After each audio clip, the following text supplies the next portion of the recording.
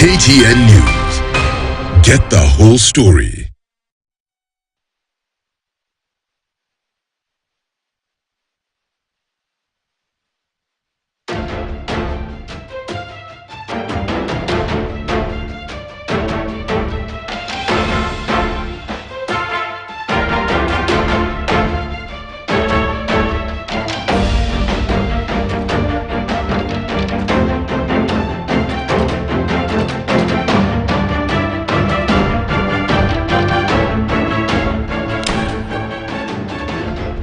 Well, a very good evening to you and welcome to this special edition live from the county of Nakuru. Now, this is one of the series of debates that we are organizing at KTN. And my name is Ken Mijungo. I'll be moderating this debate, which will last approximately 3 hours tonight. We invite you at home to sit back, relax as we deliver and delve into the issues affecting this great county of Nakuru. In about 45 days, we head to the 2022 general election, where you will be required to elect leaders from president, governor, senator, women rep, member of parliament, and of course the members of the county assembly. Here in Nakuru, the county residents will also be going to the ballot to elect their preferred governor who will lead the county for the next 5 years. Now tonight we are live from the Midland Hotel right here in the city of Nakuru, city number 4. This conversation matters, and we'll be telling you why it matters to the residents of this county with unlimited opportunity, because the decision you make on the 9th of August on who your governor will be is very important in the service delivery. Now, to the members of the audience, live audience right here already seated tonight with us, we have been asked and we are asking you to remain silent throughout this debate. We ask you also, no cheers, no jeers, no applauding, except for the moment when we will welcome each of the 6 candidates to the stage right behind me. Now, we will be inviting them in according to the order of the ballot were just done a moment ago. So, ladies and gentlemen, let's begin the show tonight by helping me welcome the following. And in the order of the ballot, here you're allowed to clap for the candidates as they come in. We'd like to invite candidate Munywa Waiyaki, please, as he walks in. Podium number 2, sir. Podium number 2. Yes, number 2. James Kiarie Mungai, also a candidate.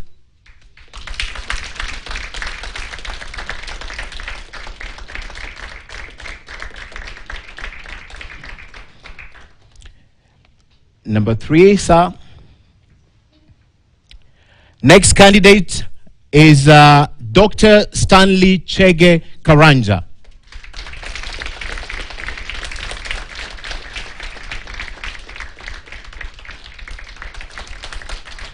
Number 6, thank you so much. No, Stanley, number 4 actually. Number 4, yes. Next. Yes, that is it. And then finally, Elijah Chege Karanja. Let's clap for Elijah as he walks in. Podium number 6, sir. Number 6, yes, that is it. The fine. Thank you so much, gentlemen, for coming tonight. We still have 2 more candidates we are expecting. The incumbent governor, that is Lee, is on his way. So we are also is Susan Kihika. We are hopeful that she will be coming tonight. But gentlemen, you will be allowed to sit if you are standing too long as the debate progresses. You can also elect to stand the whole time during the debate. Now, before we begin the program tonight, we'd want to pass our special thanks to Midland Hotel for hosting us tonight, Amnesty International for sponsoring this debate, Midrift, Hennet, the Center for Democracy and Good Governance, Center for Transformational Leadership, Ashley's Event, Media Council of Kenya, Mercy Corp, and of course the Nakuru Business Association for partnering with us tonight and this far. All these companies, we appreciate you, our Standard Group, and of course as KTN News. Let's clap for the company sponsoring this tonight. So, ladies and gentlemen, we welcome you to this special edition right here in Nakuru. Now, this debate will be divided into 6 thematic areas. Now, these topics were shared with the candidates earlier on, but I have to mention that they don't know any of the questions that we are going to ask tonight, but they know all the 6 topics we are going to have tonight.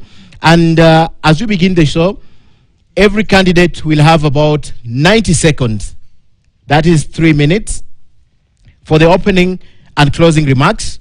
You will have also 2 minutes to answer each question that is directed to you. There will be an allowance of 1 minute to each candidate for a rebuttal or a response in case any of the candidates on the podium tonight mentions them specifically. And of course, you'll be accorded 1 minute for a follow-up question, or in case anything is not clear, when your time is up, you will obviously hear this sound.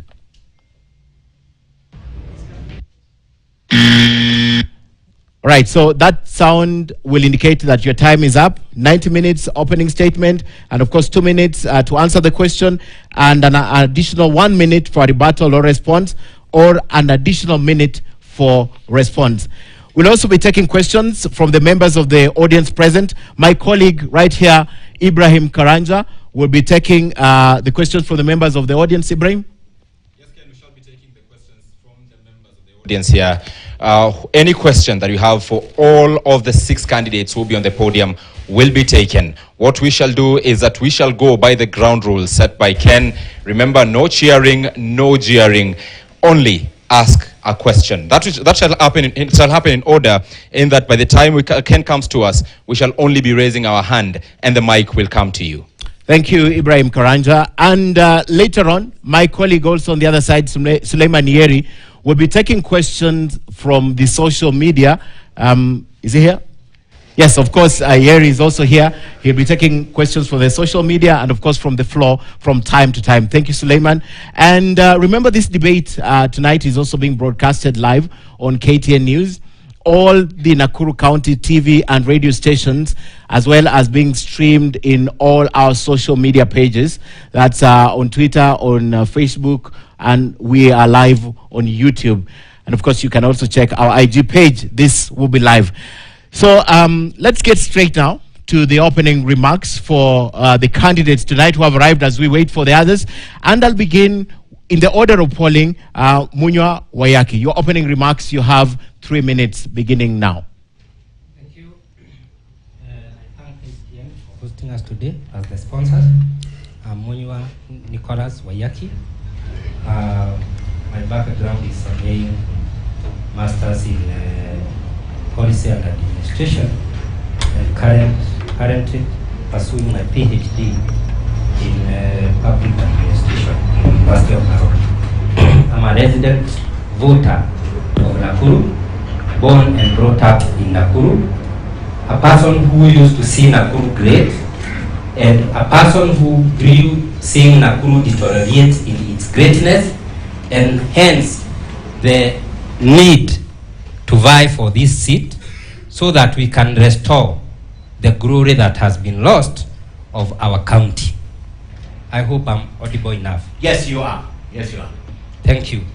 My clarion call is we join hands and make this county great and enjoy to the latter the fruits of devolution like any other county has been doing in this great Republic of Kenya. And also condemn the spirit of returning money under any circumstance to the treasury, because that is denying Nakuru what is rightfully theirs. Thank you. Let's clap for him. Asante sana, and it helps if you save us minutes like that. Asante sana, Wayaki, for that. Candidate on number 4 with the order of polling, that is Dr. Stanley Chege Karanja. No. Your 3 minutes begins right now. No. Oh, you interchanged. All right, go ahead, sir. Well, he's Stanley. Stanley, yes, you interchanged the podium. Let's go ahead. Yeah. Stanley, Okay. yes. Yeah, go ahead, Dr. Thank you. The first thing is to thank the Almighty God for this opportunity, and KTN for the opportunity, and all the Nakuru people who have come this day here to be able to discuss matters Nakuru County. My name is Dr. Stanley Chege Karanja, hashtag Stano ni dawa, hashtag Gavana Nakuru ni Stano. God created us to be able not only to transform, but to transcend what we do. And that's why, by realization that God created us for a great purpose to transform the world and to transcend it, to be able to alleviate sufferings of beings, that's why, in my call, as a Kenyan citizen, Nakuru resident, I'm vying for the position of Nakuru County Governor. What do I believe in and what do we need to change? We've taken many things for granted. We need to inspire and motivate all different levels of government, and particularly in Nakuru County, and various stakeholders, so that we can transform this county together. Na nikisema na Kiswahili, lazima we must bring critically socio-economic transformation for our people. Lazima tuangalie mjadala kuhusu elimu, maadili, maarifa na kazi. Pia lazima tuangalie mambo kuhusu maji, kilimo, biashara, barabara na vipi viwanda tuweze kuinua jamii zetu. Pia lazima tuangalie mambo ya makao. Tunaishi namna gani watu wa Nakuru, watu wa Kenya? We live in pathetic situations. If you go to Nakuru on top of Menengai crater and look down, or if you take an opportunity to take an aerial view of Nakuru, you'll be mesmerized negatively by what you'll be able to see. Things like looking like shanties, yet we are a city. Makao, afya, we need to provide universal health coverage for our people without paying a penny. It is possible. Without much ado, we should not forget our environment, and we shall be secure. Without forgetting also all the sectors and age groups of our people. Kutoka wazee, lazima tutengeneze fund ya wazee katika hii county, ambao wanaweza kuwa wakifaidika kutoka hapo na biashara zao katika kiwango hicho. Pia kwa wamama wako na women groups mingi wamejaribu sana. There's a lot of pain that we need to transform for our women in this county. The youth. There is no any country or organization, whatever big company, for it to become, it must take care of its youth. Dr. Stanley Karanja, your time is up. You'll have 3 minutes at the end of the debate to continue that statement. But thank you so much. Let's clap for Dr. Karanja.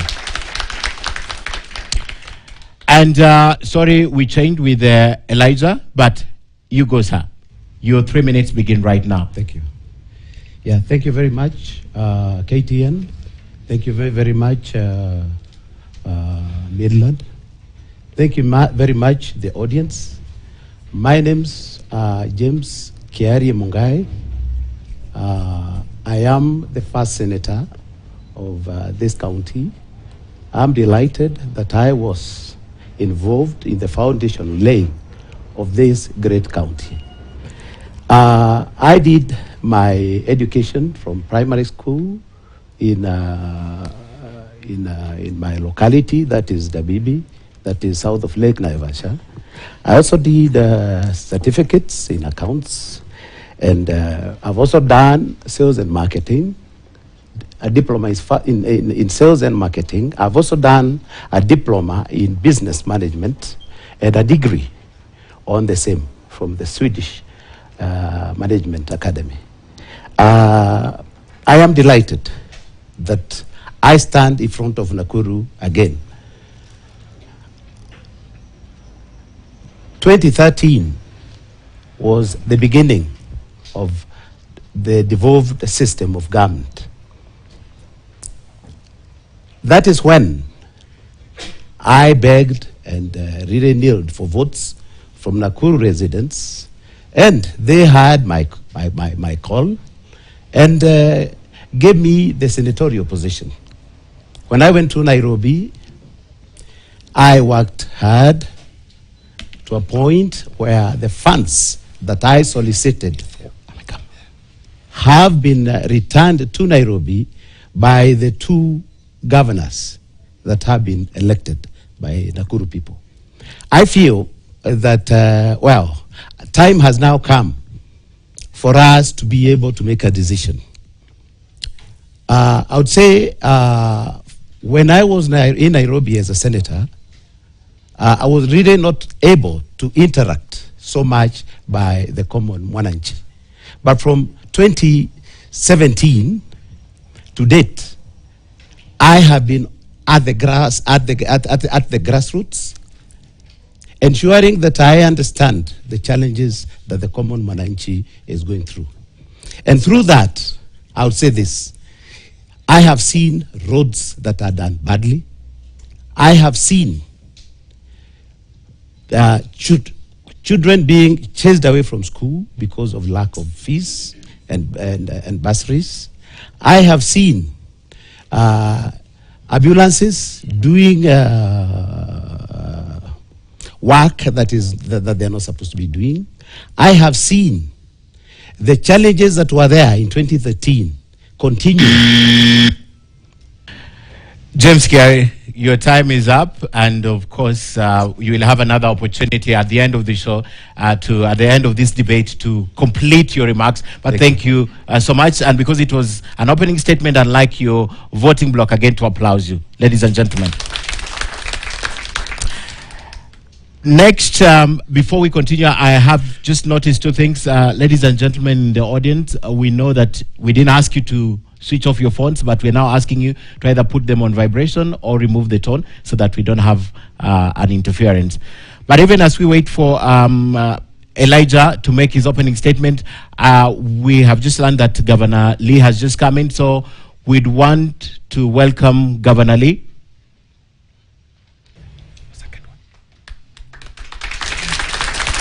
Podium number 5, sir. Thank you so much. We now are almost full house. Only Senator Susan Kihika is not here, and she'll be in podium number 1 if she makes it. Governor Lee, thank you so much for joining us tonight. We have begun with the opening statements, and the next statement will come from Elijah Chege Karanja before we give you an opportunity. Your 3 minutes begins right now. Thank you, Mijungu. Thank you, the audience. Note to my panelists and Nakuru residents.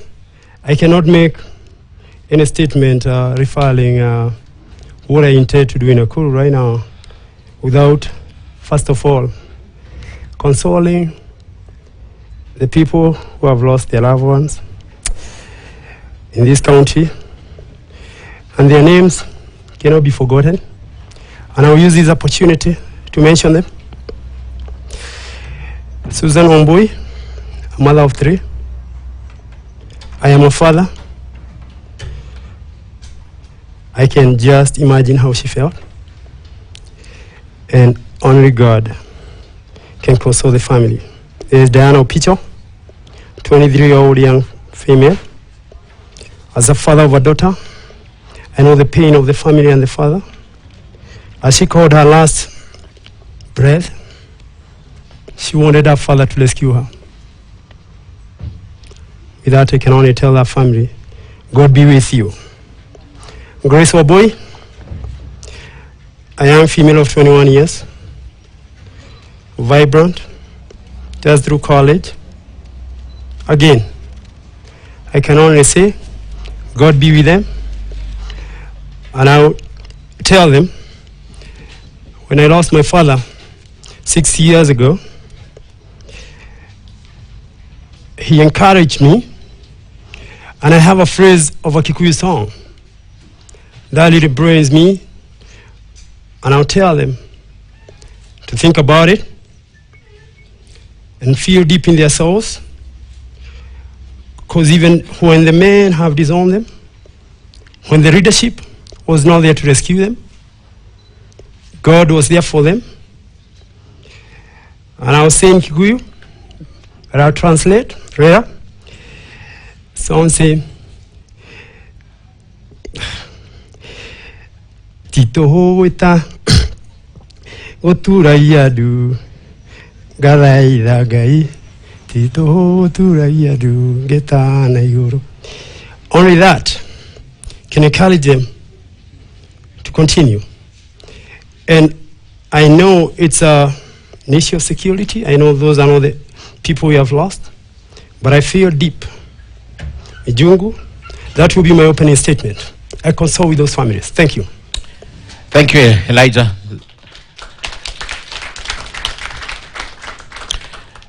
And finally, Governor Lee, you have 3 minutes to make your opening remarks, starting now. Thank you. First, I want to take this opportunity to say, unlike my colleagues, I am one who is in office. And therefore, I must start with a big thank you for the 5 years that I'm currently serving. And even as we draw to an end, we owe our tenure to the people of Nakuru. And therefore, any conversation on future plans must begin with a thank you of where we started. Then secondly, you don't apply for a job without your CV. It's good to say that I'm a graduate of Kenyatta University. I studied arts. Later, I went to the University of Nairobi. We have done business administration and later international relations. And I want also to confirm that at the time when I studied these things, I did not know how useful they would later become in my job as a governor. Every so often, we have ambassadors who are coming here. If you don't understand the international system, you'll find yourself floating. In business, how to manage business, understand their issues and their problems, again, that becomes very important. So your education is very critical to the job you're applying. Secondly, I've worked in NTSA. I was a chairman there, and we started a lot of reforms, especially around ICT. And many of those reforms continue to date, and I'm very proud of being the pioneer chair, and some of those reforms that also brought into effect a lot of online platforms and so many other things. We are part of that. Secondly, and I was a member of parliament here in Nakuru, and I've also been here in good times and bad times, and therefore I remain a very strong advocate of peaceful coexistence, noting that Nakuru is probably the only place in Kenya where you'll find everybody. And that remains our core agenda, especially noting that there can be no development without peaceful coexistence. Lastly, I have also been a strong advocate of devolution, noting that from 2010, the Constitution brought a new order, and the decisions are no longer made in Nairobi, in the 10th floor of a building to the exclusion of the residents. Now we have brought it to a place where people can make decisions around what they have. And in Nakuru, for example, we have the ward fund where we have 30, 40 million going to every ward, and people can sit down and say, these are our 3 top priorities. Therefore, I want to say I celebrate devolution, and every day as a governor, I am a practitioner of that. Lastly is also to confirm that devolution also is meant to help change the lives of the people, be it from a health or agriculture perspective, and therefore it's not just work, it's about changing the lives of the people you serve. Thank you. Thank you so much. All right, gentlemen, we begin now the debate, and at this point, our audience will not want you to clap or even cheer your candidate or even jeer them. So we'll ask you now to bear with us as we begin our debate. And Governor Lee, fortunately or unfortunately, you are in office where when security matters are of big concern to people of the county of Nakuru. So to begin with, you have 2 minutes. How would you assure your voters of Nakuru that they will be around on the 9th of August with what's happening in Nakuru County? State of insecurity, there's concerns about security. How would you assure them that they will be here on the 9th because they're concerned about their security? Okay, I think first matters to do with security require a lot of caution. It will be extremely inappropriate to say that insecurity in one place is therefore a reflection of how the whole county is. And some of those alarmist statements can also be misleading and also lead to serious consequences. We have an issue of security, yes, it is localized. These are organized groups in urban centers. Are they being checked? Is the government up to the job? Yes. And even now, we have just come from a meeting around that, and very soon you will see very swift action. But I think also it's good to look at security beyond just the assurances, but also what infrastructure have we put to ensure that those things do not recur. And I want to say from a county perspective, We're investing in streetlights and CCTV, and I think that's a conversation I was having with our people, and also coming up with a platform where people can be able to report people they suspect, whether they are gangs or whatever they are, and more importantly also to urge our politicians, those who have been sponsoring some of these criminal activities and criminal groups, to also desist from doing that. And also members of the public, you cannot say you have information, you don't give the information, and also you keep electing leaders who also are supporting criminal enterprises. So I think we have to make that tough choice of where we want to be. But I think from an administrative position, I want to assure the people of Nakuru that we will do everything possible to ensure that not just the elections, during the campaign, and even after, nobody will be touched by anyone. Governor, follow up. You say that you are doing everything to ensure the people of Nakuru are secure. What would you tell them for the last 5 years you have done for them in terms of security? I think it will be important first to appreciate that security is not a devolved function. Yes. And therefore, our role in security is to the extent of cooperating with the national government, and where there are issues, we can be able to deal with them.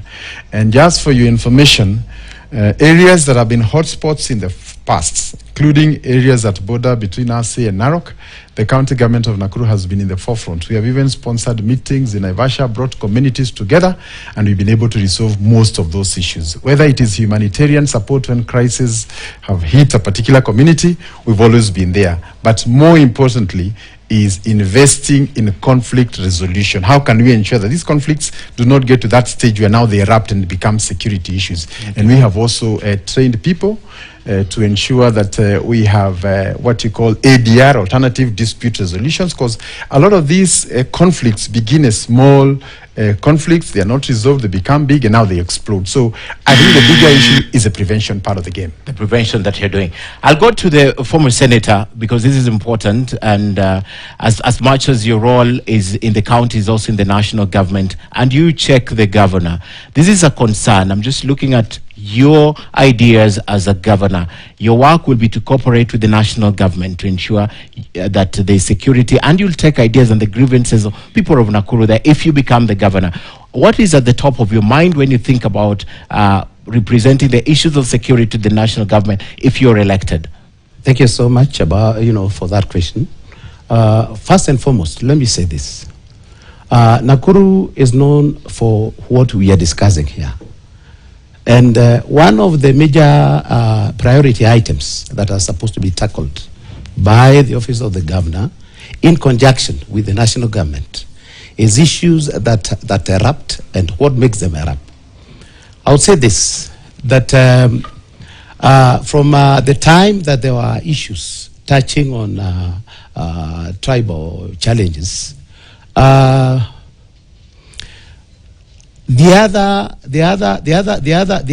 other security issues that have arisen are security issues that are brought about by lawlessness, by gangs. And I'll say this, that it is unfortunate, like what our beloved governor has said. It is sad that there are individuals in leadership that have played part in creation of this insecurity, particularly in the city of Nakuru. I would say that the matter has taken long, and given a chance, I would ensure that such challenges are concluded as fast as possible.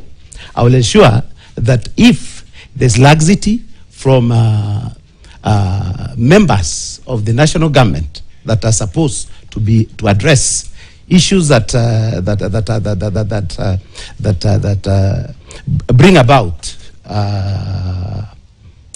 such challenges, we will, and I will, also liaise with even the national government itself to ensure that if we have local administrators that are not taking proper action, that they are removed to ensure that Nakuru people have peace.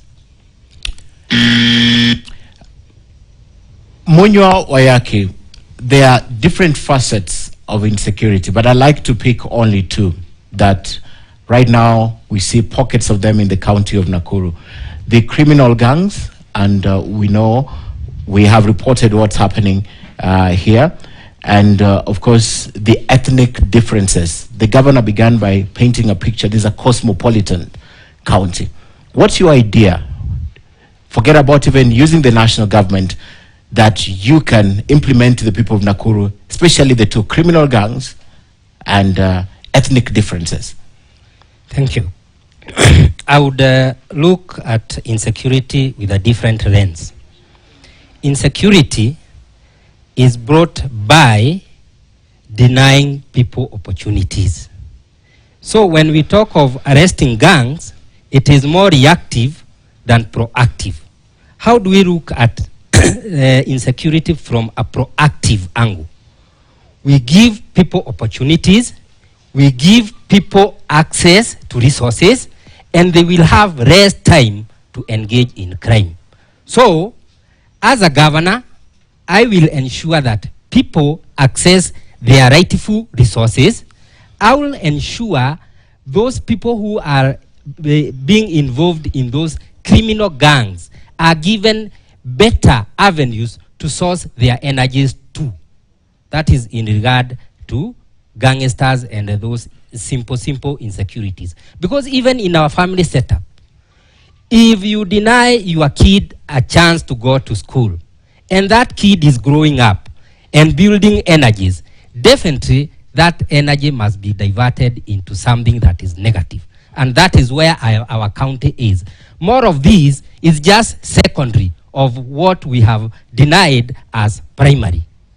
Number two, as far as ethnic insecurity is concerned, we appreciate here and today that Nakuru is a cosmopolitan county. And therefore, even in the setup of the county, we should have a reflection of the county in regard to communities that occupy this county. Unlike what is happening in this administration and in the previous administration, we do not have a reflective angle of all communities involved in governance of this county. So going forward, I will make sure that I put all on board. Thank you. An issue has been raised there about nepotism that I'll be putting, because you mentioned the current administration directly, and we promised there'll be follow-ups, and if you mention, you are able to respond. But before I come to you, Governor, I'd like to put this to Dr. Stanley Chege. Same question: what are your ideas that you'd want to share with the people of Nakuru, especially on those two angles, criminal gangs and of course the ethnic crimes? Thank you, Ken. Security matters. And this is not only at this county level, but national. In this country, we spend a lot of money, 200 to 300 billion in every budget on matter security. Why are criminal gangs thriving particularly? As my colleagues had said, first is some politicians who take advantage of the criminal gangs. And by and large, they are known. And it's unfortunate that the voters come 9th, shy, and you have an opportunity not to give such people to be your leaders, because they are the ones that bring these issues of criminal gangs and to be able to have a support base. But also, when you're looking at criminal gangs, they also appear to be like an investment group, whereby they threaten the community and they go further if not checked, where they'll come to your household and they will tell you, for you to get security, you need to be paying us something. So it becomes another government, which does not need to be let loose. But again, why do criminal gangs thrive? It's because of the setup of our settlements in this country and in our county. Because when you have the entire land, which in Nakuru County you have 7,500 square kilometer, and yet you have households spread and not together. When you go to the developed world, you will see settlements are put together. Even the issue of managing security becomes better. That is what we need to inspire the people of Nakuru. going forward. We need to know how shall we live together. Then the rest of the land, we can use it usefully as a factor of production to produce for our great nation, which also connects to. Right, your time is up, and I'll still be coming for that response, but I'd like to go to Elijah. Your opening statement was a statement about insecurities. I'd like to give you that opportunity, especially on ethnic differences before, and then you can speak to us your ideas of how to deal with the criminal gangs. Okay, first of all, Mjungu, I'll go back. I was consoling with the family, but I go for my philosophical, political philosophy and why I'm vying. As a matter of fact, the reason I'm vying for these is 3 simple things: jobs, jobs, jobs. As a matter of fact, from now, refer to me as Governor Jobs, because I'll give breakdown of how we will eliminate criminal activities through jobs. We will restore dignity of our people through jobs. We improve our neighborhood through jobs, because when you have a job gives you dignity. It gives you security. It gives you medical. It maintains a family. That's how important a job is. And the first job for an executive officer in a county is to create a job. And I know Mr. Lee agrees with me on that respect. So about the gangs especially, you have to understand the psychology of gangsterism. As a matter of fact, most of the people we are calling gangsters are kids that need to be rescued. You find Confirm has kids as young as 12, 13 years. I don't know how you deal with those kids without reforming the system. And you need a 4-tier system to eliminate gangsterism. You need law enforcement, you need a civil service, and then you need the county government to come with projects of enhancing and giving these young men opportunity, because all they need is opportunity, because for them, a gang is a family. So you have to give them an opportunity so that they can pursue their dreams. If you do that, you choke the gang and you kill it. Nakuru is not the first one, but Nakuru is slowly becoming a gangster's paradise. Let's agree that. Kwaroda, Pondamali, gangs are all over this place. In-house and gangs that want to expand. And if you don't do something about it, anybody heard about Sinaloa cartel? They govern Mexico, a city, a big country. That's what is going to happen with gangsterism here. I may go back to ethnic. It's all about economic opportunity, Mijungu. It's about jobs, jobs, jobs. I have never seen Indians and white folks fighting anybody here. Right, your time is up, but we'll come back to you. Governor Lee, I'd like to give you that opportunity that was thrown to you by, I think, if I'm not wrong, Munya, on nepotism and employment. Because one thing that is coming from this is for us to do the right thing with the gangs to get them out, we have to give them opportunity. But that's what he was bringing to your table. I think first it's good to appreciate that you cannot look at criminal gangs in a simplistic way that they just lack opportunities. I think it's a culture that is deeper than that. But I think for us as planners of urban centers, there are certain conditions that make it easier for some of those things to occur. One is availability of drugs across. 2, no education. And 3, lack of social amenities. If, for example, people have nowhere they can go and play basketball or volleyball and that kind of thing, then those young people will actually be there idle, not knowing what to do, and they have a lot of energy. So young people generally have a lot of energies. How can we get these energies into the right way? And I think one of the first things is also look for alternative avenues of engaging. Even if they have money, they need to be engaged physically. But with respect to nepotism, I think it's good to inform my colleague that for employment purposes in Nakuru, we strictly follow the population quota. If a particular community is 5% or 10%, they will get their share. And we are open to any form of audit that would be able to establish some of those things. So, and I think also, maybe it's not good to blow the story beyond proportionality. If Kisumu, Mombasa, Nairobi, all these things are there. So statements like Nakuru is like a gangster's paradise are most reckless, both to a tourism and hospitality sector, and they should not also be said, because we work here every day. So when also we create perceptions of that nature, we are also acting irresponsibly. Thank you. Thank you, ladies and gentlemen. I think it's time now for our first break. But before we take the break, I'll go to my colleague Ibrahim. Ibrahim, if you could find someone who has a question, who lives in this place for just a minute to ask a question about insecurity. Ibrahim. Yes, Ken, I'll do that. And I saw you raise your hand, and I'll give you this opportunity in less than a minute to shoot your question to one of the candidates. Start with your name and where you come from. Thank you very much. My name is Dan Murugu. I'm here at the courtesy of Standard Media Group. I was in the last debate at Kilimo Hall in Egerton. That was 2017. Okay, fine. I have a structured question for all the candidates, but this one goes to the independent candidates. There you are.